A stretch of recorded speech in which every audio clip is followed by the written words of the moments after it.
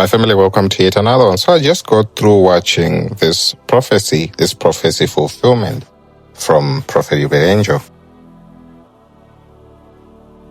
Now America never wins a war. There is not one war America won. It lives. America never wins. There's never won a war. It will live and then claim it won. We reached an agreement with Iran that achieves everything we set out to accomplish, everything and much more. Declares the fighting in Iran and Lebanon over and the Strait of Hormuz reopened, toll-free for at least 60 days. Now America never wins a war. There is not one war America won. Check in your history books. It lives. America never wins. There's never won a war. It will live and then claim it won. Bipartisan outrage over Donald Trump's Iran deal. Ironically, after a costly and very polarizing war, the only thing every political faction seems to be able to agree on is that nobody likes this. It's an agreement that ends hostilities, reopens the Strait of Hormuz, and boosts Iran's economy by unfreezing assets, granting oil waivers, and more, while guaranteeing nothing about Iran's nuclear program. We reached an agreement with Iran that achieves everything we set out to accomplish, everything and much more. So I actually found it very interesting, what President Trump was talking about, saying that they achieved their objectives and all that. We'll play a few clips for you to actually show you that what Prophet Angel is talking about here is very, very spot on. And for some of those, doubting Thomases who will be saying that we didn't see this video. Well, this is the part I took from the full live service, and you can actually see the screenshot over there showing you that the video is still there and the video was live. Am I saying it is at this time? Am I saying it is at this time that America would win a war and then now America never wins a war? There is not one war America won. Check in your history books. It lives. No, they didn't get that. America never wins. The only war America wins is when it's in America.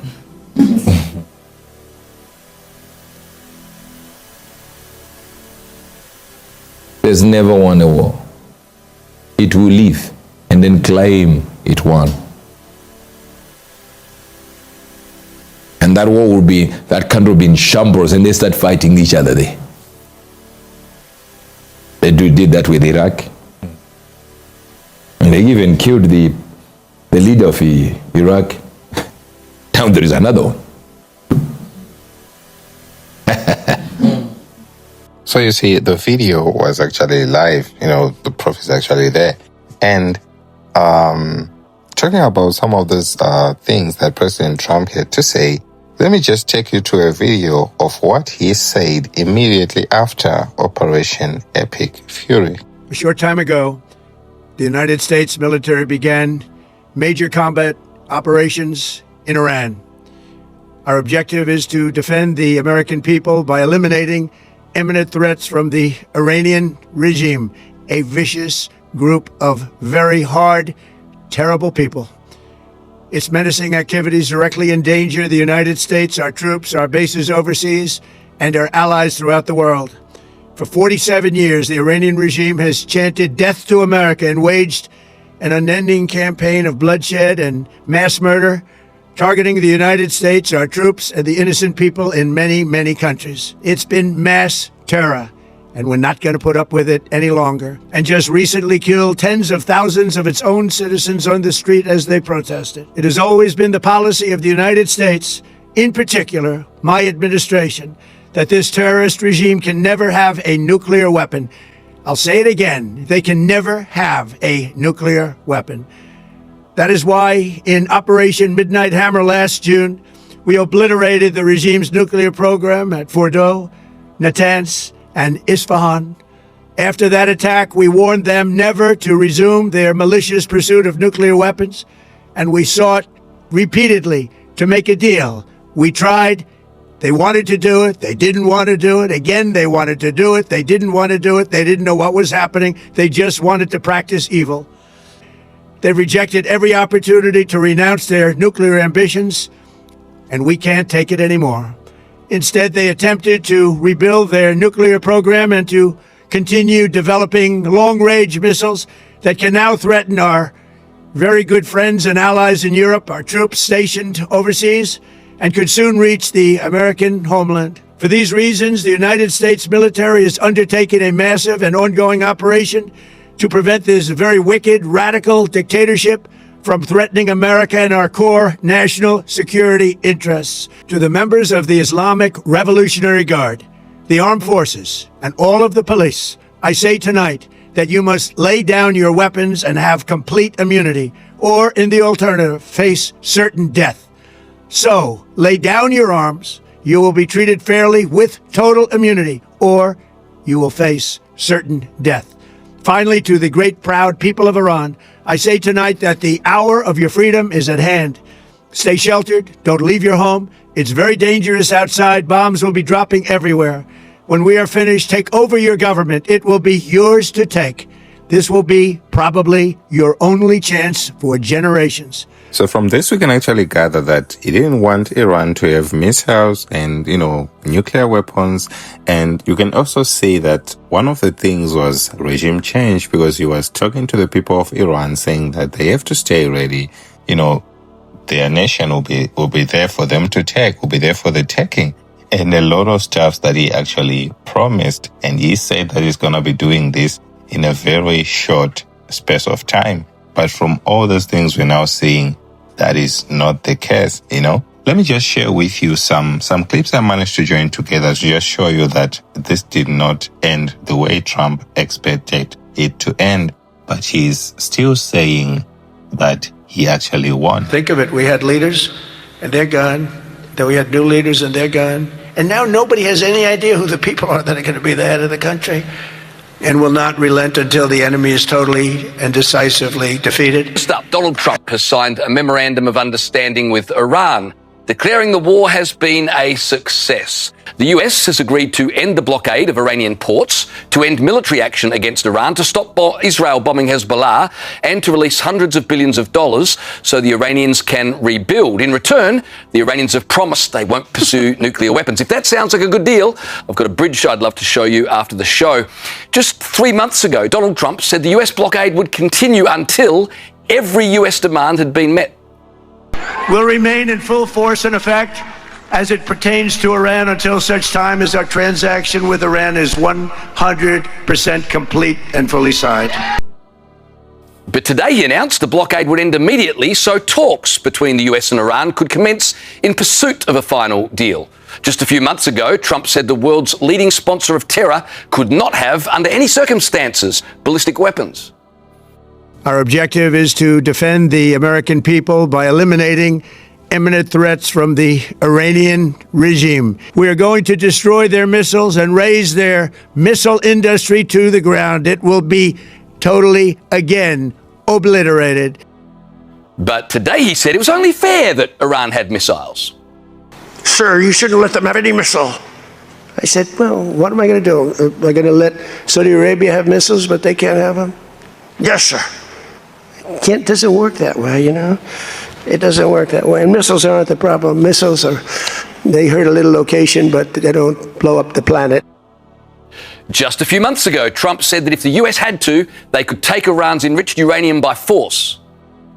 The USA will get all nuclear dust. And you know how we're going to get the dust, right? Iran. We were going to take it anyway.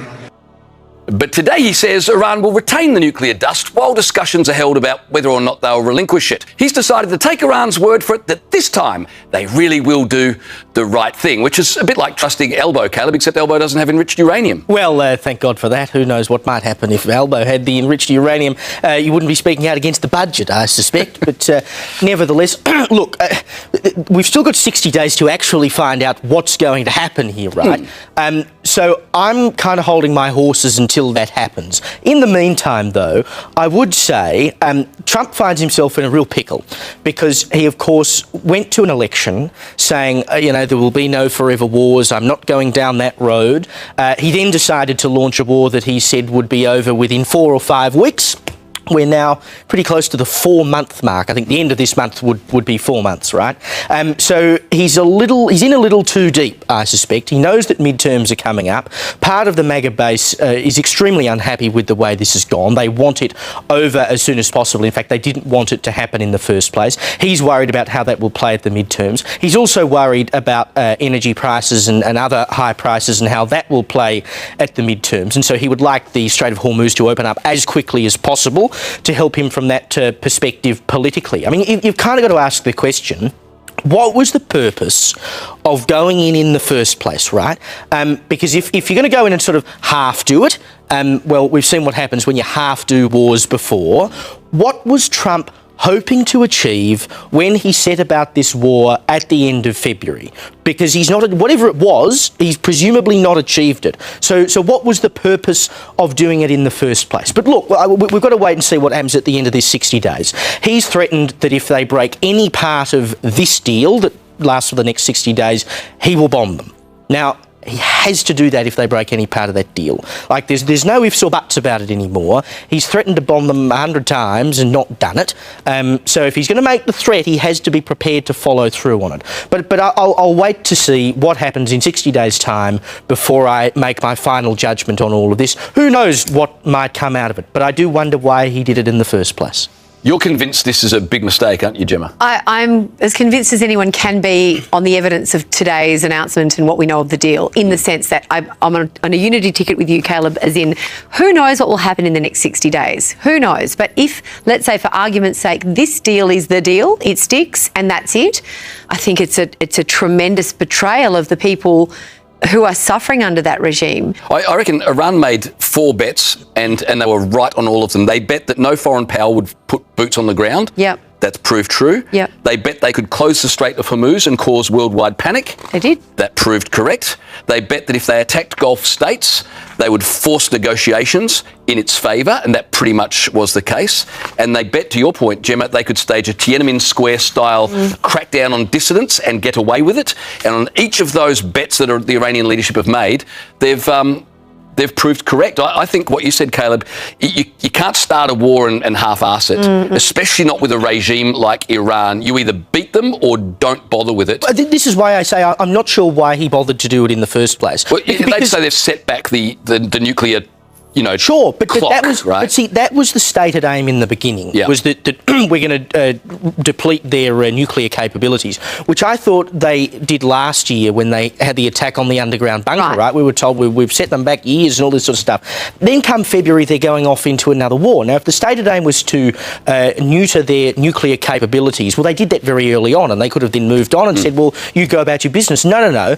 They went further than that. Now, what was the objective of going further than that? Was it regime change? That's not happened. The only way you can really have regime change is if you have an uprising of the people in order to make it happen. I can't see a situation in which this war was ever going to end particularly well for the United States, because unless you are willing to put boots on the ground, and Trump was never willing to put boots on the ground, it wasn't going to work. So why go in at all? I don't think they should have bothered. Is it America's job to be the world police? It was the film Team America World Police. But is it America's job to be the world police? Trump promised he wasn't going to do that, and then he sort of dabbled in it, and then went, well, actually, hang on a minute, this isn't going well. What am I going to do now? Well, I think he had good reason to believe that Iran was a threat, a genuine threat to the United States. There'd been assassination attempts on Trump's life. For 47 years, let's not start in the last 10. For 47 years, the Iranian regime has been saying quite publicly, death to America. Yep. It's been running a proxy war against American assets all over the world for 47 years. Let's not pretend that this thing just flitted out post October 7. This is an existential matter. I mean, America, I'm with you, Caleb. I struggle to understand what the strategy is, because either this is a deal that's going to be finalised and it is a disaster, or in the next 60 days, something else will happen. And honestly, I think it's anyone's bet.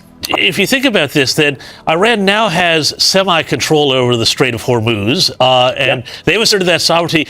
they didn't have that sovereignty before, and now it feels like they've kind of got an Achilles heel hold on the global economy, and they can say, well, you can't do too much to us because, as you just said, we can trigger global economic mayhem. I feel like I've got a lot of people who are asking me the question, how was this good for America? What was the point of, running down all our stocks and munitions to wind up at this point? You're not wrong. Those are the right questions to ask. Those are the questions I'm asking, and those are the questions a lot of folks are asking. How is this winning? If this is winning, goodness gracious, I'd be afraid to see what losing looks like. The Iranians do look, at least in the short term, like they are in a better position than they were before the war started, and that's bad for everybody else. I've heard the theories that we need the 60 days to resupply our munitions. Again, it may take more than that, 60, 120, 180 days. I've heard the argument that Trump is just waiting till after the midterms to really start bombing Iran and so forth. I've heard all of those, and those may be valid. We won't know. Again, history will be the judge of that. But right now, if you had to ask anybody to sort of look at the situation on the ground and the document that Trump signed, it's hard to explain how this is a huge win. We have more details now about the Memorandum of Understanding signed by the Presidents of the United States and Iran. The agreement includes a commitment from the US and Iran to negotiate a final deal within 60 days. It says the Strait of Hormuz will be toll-free for those 60 days, but it also leaves open the possibility that tolls may be imposed in the future. It also includes a $424 billion reconstruction fund for Iran, but US officials say this doesn't mean that the US will be financially involved. Joining me now for more on this is Professor of Global Islamic Politics at Deakin University, Greg Barton. Greg, good to see you. A lot of the criticism of this deal has focused around the fact that it's being perceived by many as basically caving into Iran. What have you made of it? Look, Caleb, it's not the best deal I don't think anyone really wants the deal in the current form the way it is, but it's the best available deal. And we now recognise that getting the Strait of Hormuz open is critically important. So sometimes in politics, you just got to take your best option and then negotiate from that. There's a lot of negotiation to go before this is settled. So the straits can be opened, then there'll be negotiations about nuclear weapons programs, at least nuclear enrichment in Iran, and a variety of other things. I'm sure that President Trump would rather have a different outcome right now, but it is very clear this is the least worst outcome, so you've got to work with what you've got. The MOU doesn't look like unconditional surrender. Well, it really probably is unconditional surrender. It is? I think so. Look, they have no military. They're all at the bottom of the sea. 159 ships, that's what they have. Sure, but they could still menace. They only have these small, gushy boats or go fast Look, you boats. call it what you want. I hear the JCPOA, the Obama nuclear catastrophe, which was so bad. When Obama left, he didn't hit their military. So if you're actually still with me, my family, we can agree that this was not fulfilled. And will not relent until the enemy is totally and decisively defeated. And decisively defeated mean? Well, that's probably up to Donald Trump. He has suggested all sorts of different ways that this conflict might end, whether that is with regime change, whether with the unconditional surrender of the Iranian regime as he's demanded, or simply at the point at which he thinks they no longer pose a military threat to the US or to any of its Gulf allies. So he can probably declare victory whenever he wants. Am I saying it is at this time that America would win a war and then now America never wins a war? It lives. There's never won a war. It will live and then claim it won. So this was very, very spot on. So I had to share all those things with you so that you can actually come to this conclusion to say that, Prophet Angel was really spot on. And he actually say this. So I'll meet you in the next one. As always, like, share, comment, and subscribe. God bless you.